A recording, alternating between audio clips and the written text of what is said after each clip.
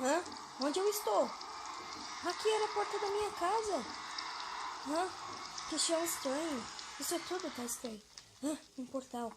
Vou ter que me arriscar.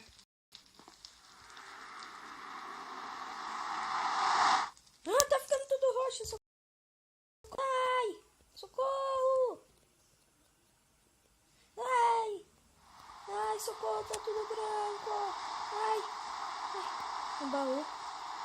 Hã? Uma roupa. E um frasco. Isso parece ser legal. Mas eu tenho que... Opa, uma casa. Deixa eu pegar água que eu estou com sede. Uma ponte. Vou ter que passar por ela para chegar na casa. Acho que tem alguém. Deixa eu bater.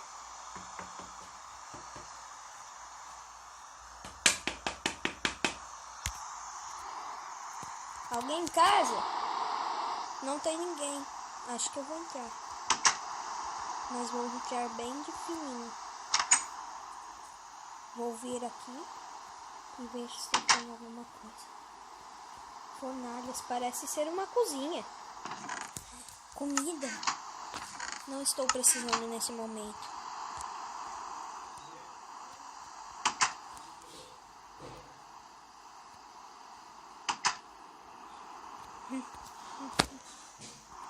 Um quarto.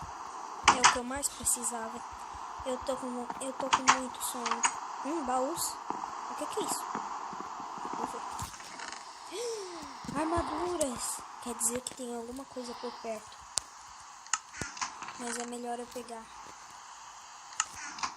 E vou deixar minha outra roupa aqui. Não, meu frasquinho não. Posso ficar com sede mais tarde. Só deixa eu me arrumar.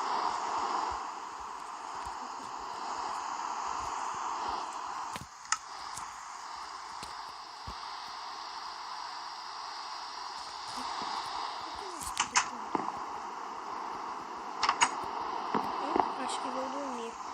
Não, eu não posso dormir agora. Vou ficar olhando para o céu. Vou pular. Não me machuquei. Tem alguma coisa na porta.